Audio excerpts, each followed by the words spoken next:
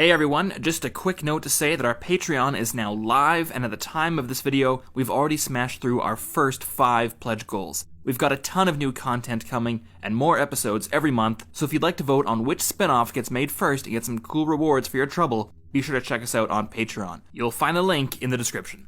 Thanks.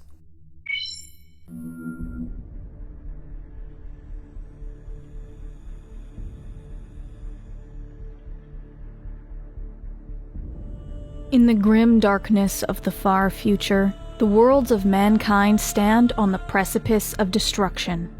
Beset on all sides by predatory alien empires and threatened from within by heretics, mutants, traitors, and worse. Yet even in this dying galaxy, in a time when peace has been forgotten and every hope seems lost, there stands a great bulwark between humanity and that which would destroy it. It is a power of unimaginable scale, in command of inexhaustible armies that hold back the eldritch terrors that await beyond. It is a regime built on benevolence and cruelty, repression and stagnation, irrational superstition and bureaucratic corruption. A nation tempered in the fires of endless war. It is the 41st millennium, and rising from the light of ancient Terra stands boldly the great work of the Emperor, the Imperium of Man. It is commonly said that the Imperium presides over 1 million worlds, but the truth is far less simple. Every year its dominion waxes and wanes as new systems are colonized or conquered, and lost worlds are brought back into the fold, while elsewhere across the galaxy, planets are isolated and lost, taken by Xenos or brought to ruin by rebellion. The Imperium carries on only through the weight of its own immensity, ever expanding and ever declining. To think of it then as a single realm of defined borders and united territories is a fallacy. Against the enormity of the universe, even the Imperium is spread thinly, and its worlds might be separated by hundreds or even thousands of light years.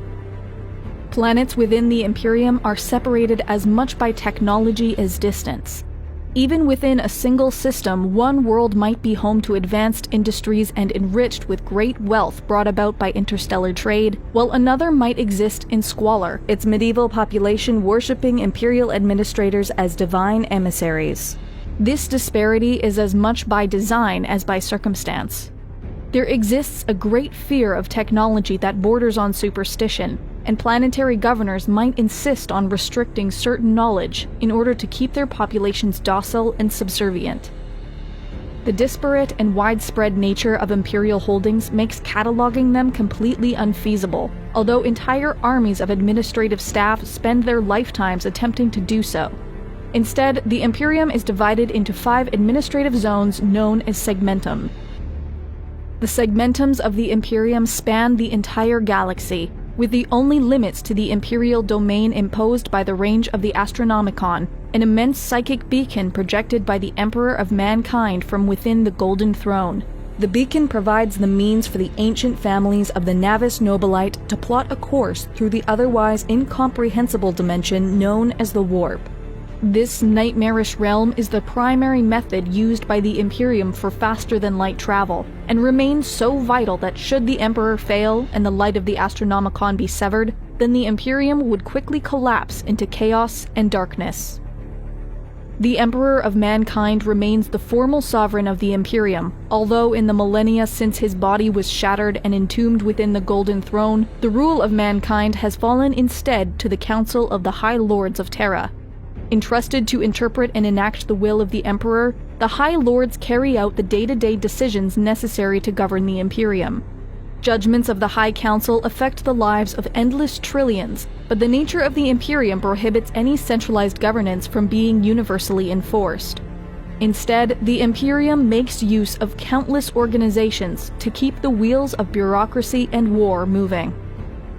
Perhaps the largest of these is the Adeptus Administratum, teeming with countless scribes and petty officials.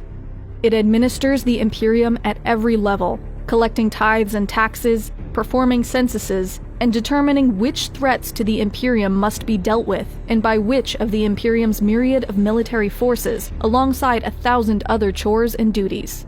The Administratum is a maze of subdivisions, departments, and offices, some conducting programs that are no longer needed, while others may have been abandoned entirely, its clerks doomed to perform a menial task that's purpose has been forgotten. On Mars dwells the headquarters of the Adeptus Mechanicus, an ancient priesthood of technicians and engineers responsible for the construction and maintenance of all Imperial technology and equipment. Granted a level of independence unequaled within the Imperium, the Mechanicum is viewed with suspicion by the rest of the Imperial administration. Their forge worlds operate without oversight, and their religion is viewed as almost heretical. Above all, the priesthood of Mars covet knowledge, and they guard their discoveries with jealousy. Binding the Imperium together through faith is the Adeptus Ministorum, the ecclesiastical hierarchy of the imperial cult, which spreads the universal worship of the God Emperor of mankind. Known commonly as the Ecclesiarchy, the organization wields considerable power, for it derives its authority from the common belief in the Emperor's divinity. Even by imperial standards, it is a complex and baffling hierarchy of priests, confessors, cardinals, and dozens of other ranks and titles. All across the Imperium, its agents guide the soul of mankind, purging heresy and inspiring true devotion. Of all the imperial organizations, however, the sanctioned psychers of the Adeptus Astra Telepathica, the guardians of imperial law in the Adeptus Arbites, the royal guardsmen of the Adeptus Custodes, or even the vaunted killers of the Officio Assassinorum, no single institution holds greater power or instills more fear across the galaxy than the Imperial Inquisition. Inquisitors are charged with protecting the Imperium against the malevolent influences of the galaxy, whether they be the allure of alien philosophies or the machinations of the ruinous powers. Its members may pass through doors that would be closed to all others, and there are very few in the Imperium who can refuse to execute their orders without complaint or delay. The Inquisition operates outside of the control of even the High Lords of Terra, and answer only to the Emperor and themselves. While such organizations have wide-reaching authority, their direct involvement in the governance of individual planets and star systems is relatively uncommon. For as long as the imperial tithe is paid and obligations and responsibilities are met, the Imperium is content to allow various imperial commanders and planetary governors to rule their worlds, systems, or even sectors however they see fit. In this way, the Imperium resembles some manner of feudal confederacy, with a hierarchy of lords and vassals stretching from the lowliest page to the Emperor himself. Such a system, while effective at maintaining order and enforcing imperial authority, means that very few worlds are governed in the same manner, and mobilizing these discordant vassals and feudal lords is often taxing and slow. In a galaxy of carnage, it is by the will and strength of humanity's armies, rather than its bureaucrats, that has allowed the Imperium to endure for so long, while other powers have withered and failed. Mankind has always excelled in warfare, and the Imperium commands a vast array of powerful forces, rivaled by nothing else in the universe. The backbone of imperial strength is the Astra Militarum, also known as the Imperial Guard. Consisting of countless millions of trained men and women, often armed with nothing more than a lasgun, a bayonet, and their faith in the Emperor, Imperial Guardsmen can be found in nearly every garrison and battlefield. They are the first line of defense and the focal point of any crusade.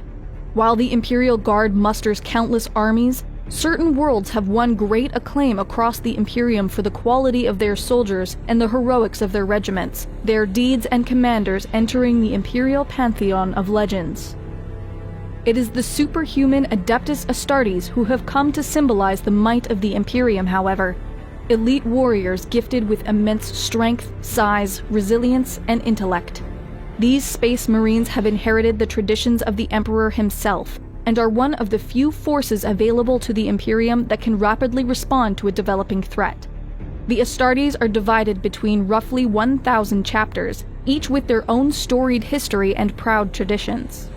Though few in number, a squad of Space Marines can turn the tide of battle, while an entire chapter can shift the balance of a war. In space, the Imperium calls upon the great war fleets of the Imperial Navy.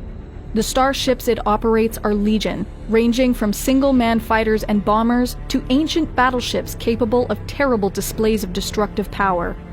In addition to its armadas, the Navy also operates colossal space stations, great ports, and distant anchorages, always at the ready to deliver the forces of humanity to the next grand battle zone. The enemies of the Imperium are simply too many and too varied for any single organization to effectively combat, and there exist a great many specialized orders and detachments used in only the most specific or dire circumstances. The Grey Knights, the Death Watch, the Orders Militant of the Adepta Sororitas, the Skitarii Legions, and Collegia Titanica of Mars. The forces of the Imperium are as innumerable as their foes, and it is only through their ceaseless vigilance that the Imperium is sustained. In spite of its unlimited military potential, during extreme circumstances when the price of retaking a world is simply too high, or the risk of spreading mutation, disease, or heresy too great, the highest authorities in the Imperium can order exterminatus. Through orbital bombardment, virus bombs, cyclonic torpedoes, or other instruments of extermination, a planet's biosphere is completely destroyed, along with all life on it. This terrible order is rarely given, and only as a last resort.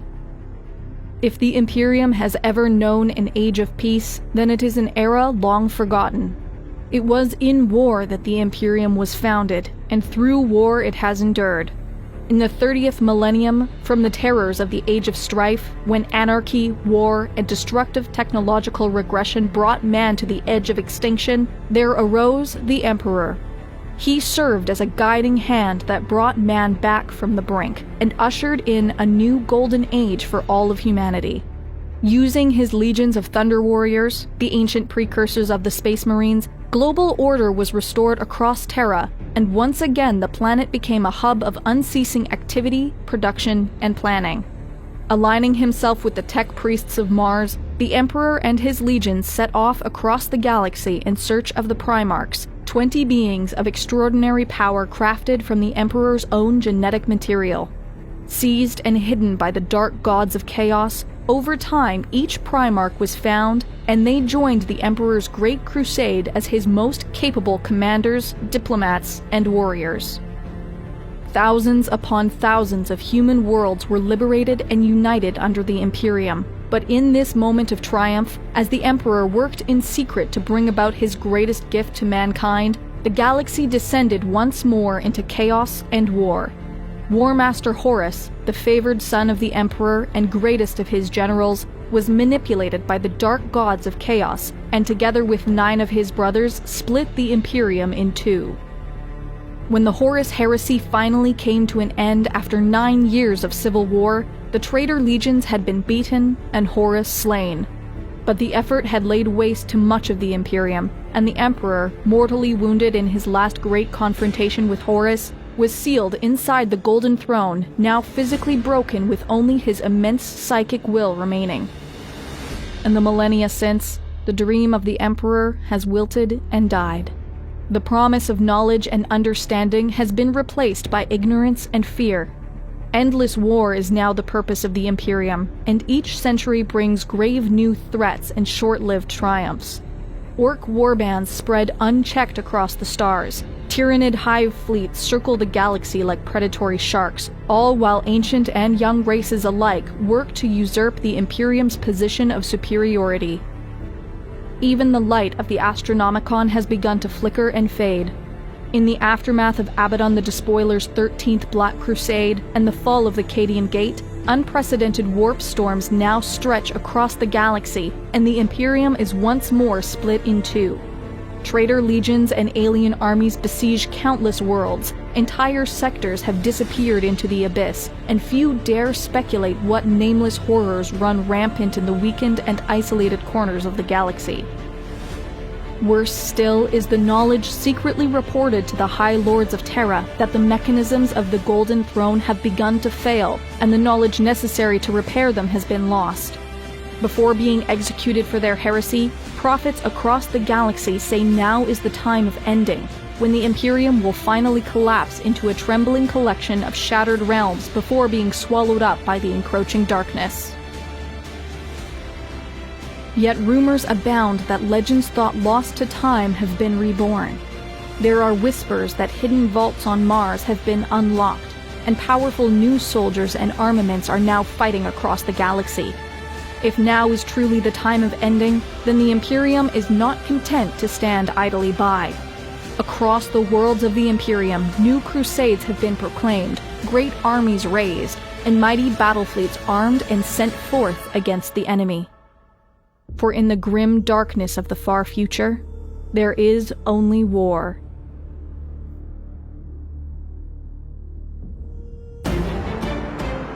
The Templin Institute investigates alternate worlds and realities. If you've enjoyed this video and would like to directly support us, vote in polls to determine future topics, and receive some cool rewards, please consider pledging to our Patreon page.